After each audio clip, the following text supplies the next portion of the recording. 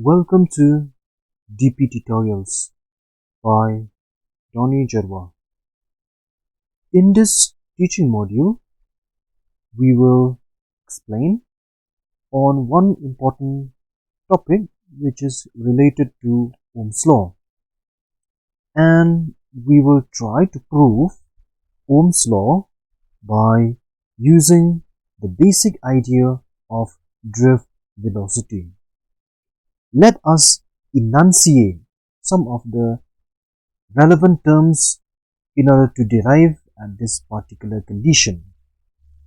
Now, in our secondary level, we have already been introduced that Ohm's law is the basic law of electricity.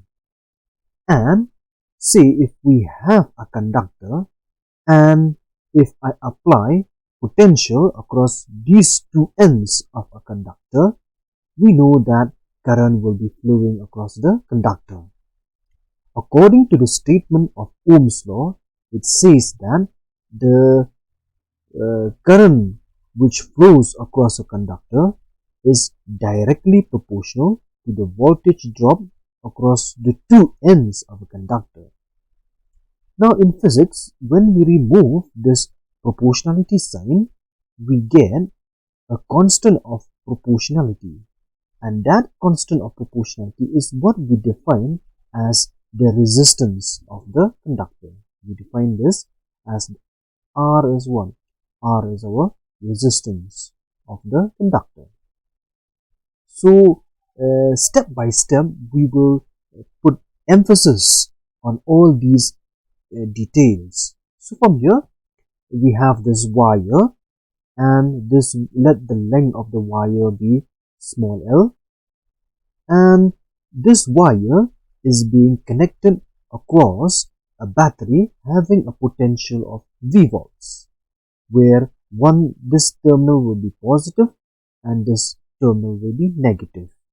We know that the moment when we supply a potential across a conductor, electric field will be set up in the conductor, where one end of the conductor which is connected towards the positive terminal will be maintained at a positive potential, and the other end of the conductor which is connected towards the negative terminal will be maintained at a negative potential.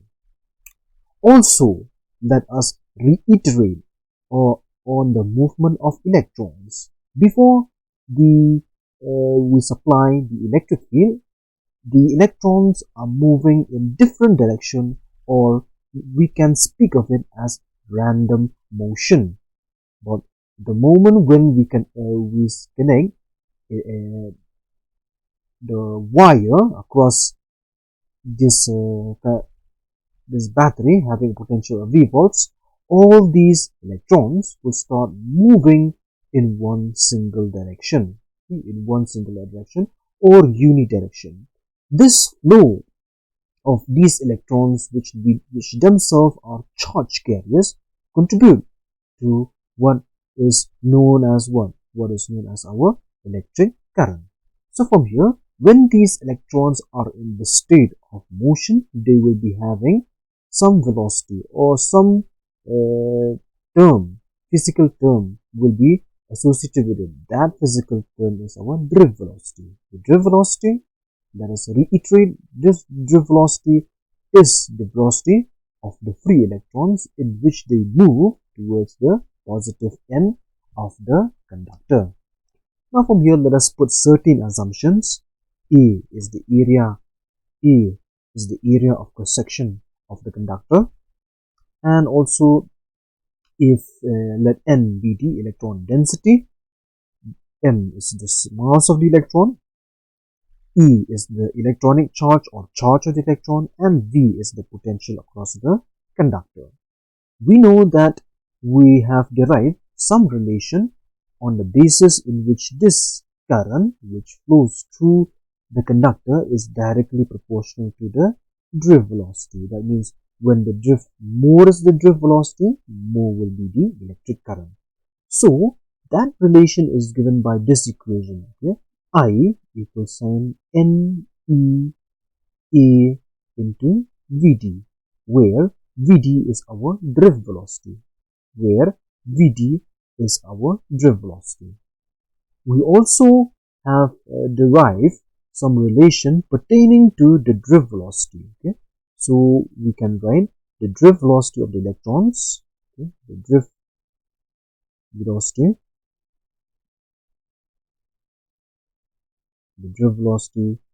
of the electrons. Okay, the drift velocity of the electrons is given by some relation. Okay, is given by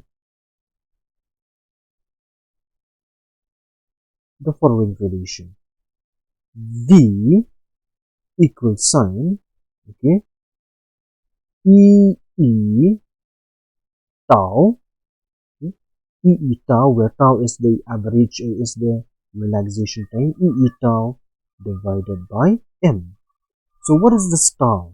This tau is what we define as the relaxation time, because each time when the electrons are moving inside the conductor, there will be some collision among themselves. The time taken by the electrons between two successive collisions is defined as our relaxation time. So when we put those values, okay, when we put this value, substituting equation 2, suppose if I name this as our equation 2, if I substitute this equation 2 on that above equation or on equation 1, that means it reduces to some of the key features. Okay, following step, or reduce equation. Okay, NEA, in place of Vd, we'll put by this equation and with the tau. But in order to bring the concept of this voltage, okay, in order to bring the concept of voltage, we know some relation from electric field. Okay. The electric field, okay, is defined as the voltage divided by the length. Okay. Or if we remember from that equation that the electric field is nothing but the gradient of the potential, dV by dr. It follows from here, okay, that E is equal to V divided by L.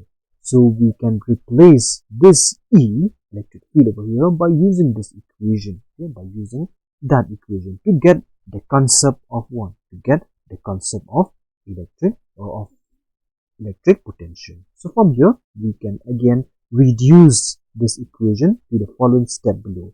Small e and small e will give you E square. And over here we have this A. And below we have this small m and that tau. Then what is this capital E? Capital E will be equal to what? V divided by L. Okay? V divided by L. V divided by L. So over here also I can write this properly. V divided by L. So this is V divided by L. Now from here we can write this as ME square A tau, okay, A tau divided by ML, okay, A tau divided by 1 divided by ML with the V.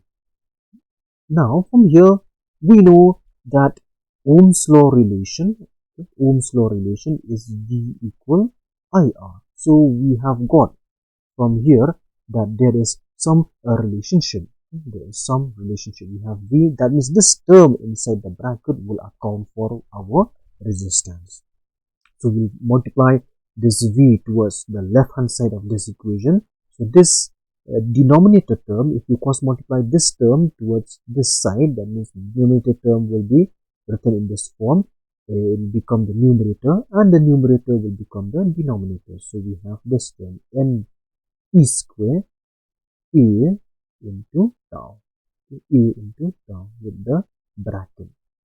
And over here we have what? We have this quantity I. This term inside the bracket, accounts for our resistance, which means that this bracket term, since resistance is a constant, that means R will take the value of M L divided by N E square A into tau. So this is what we call as what? This is what we call as what? As the resistance, okay?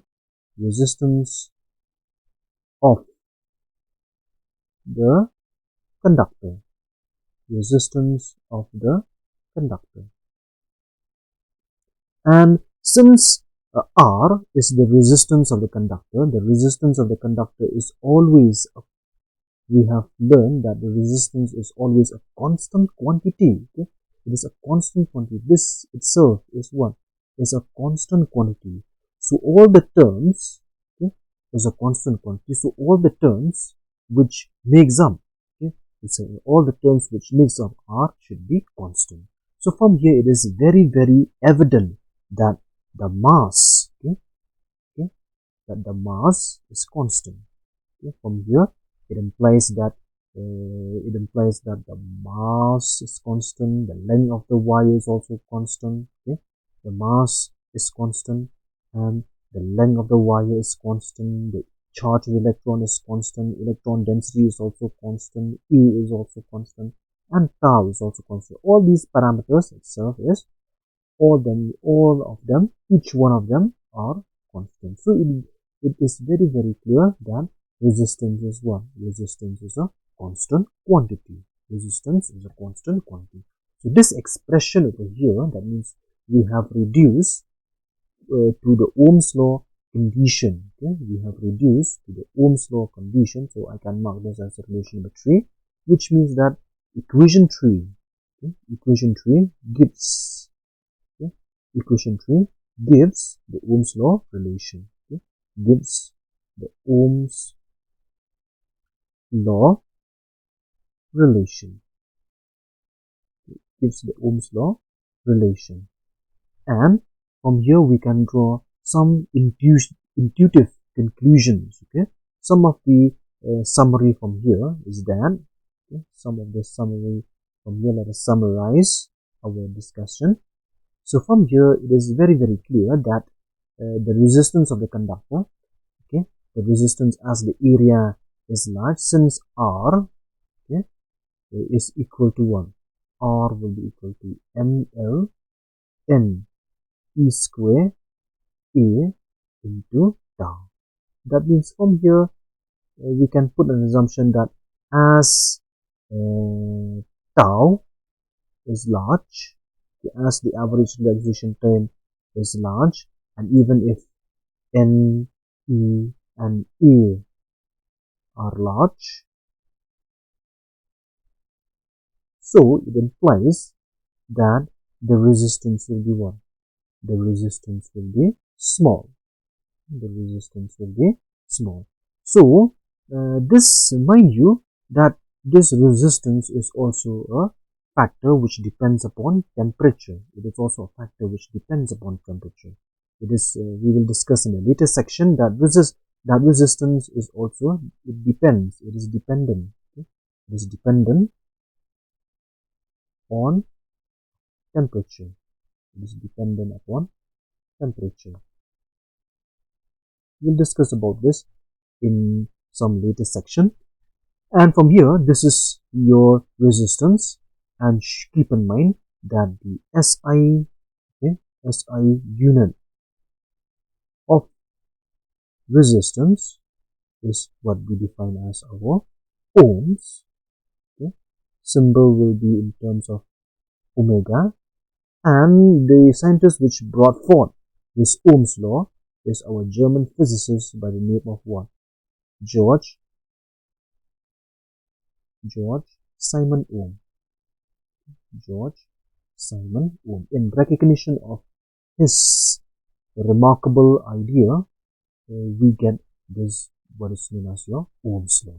And remember, when we are studying Ohm's law, that means if we plot the graph, okay, if we plot the graph between the current and resistance, if we plot the graph between the voltage and current, between the voltage and current,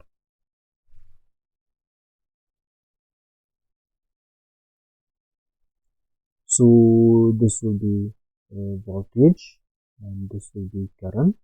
Voltage and current. You will always get a straight line graph or a linear graph. So this, any type of graph which gives us a straight line graph will be a linear graph. And these types of graphs which are linear, that means these are said to be known as our ohmic conductors, or we define them that they are dependent upon certain conditions, or this Ohm's law is valid. So all conductors whose all conductors which obeys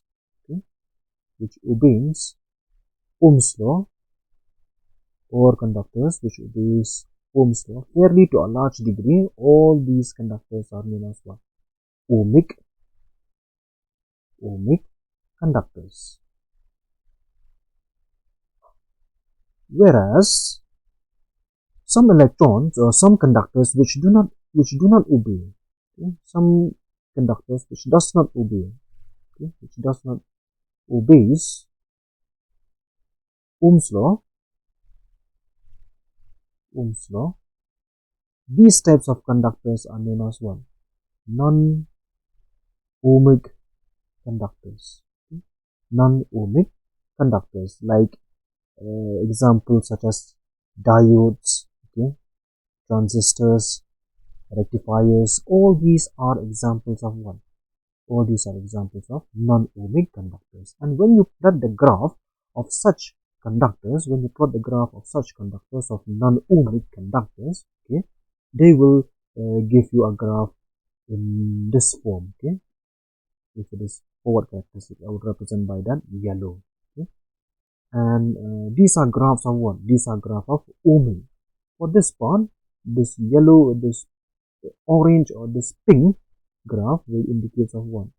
Non-ohmic graph.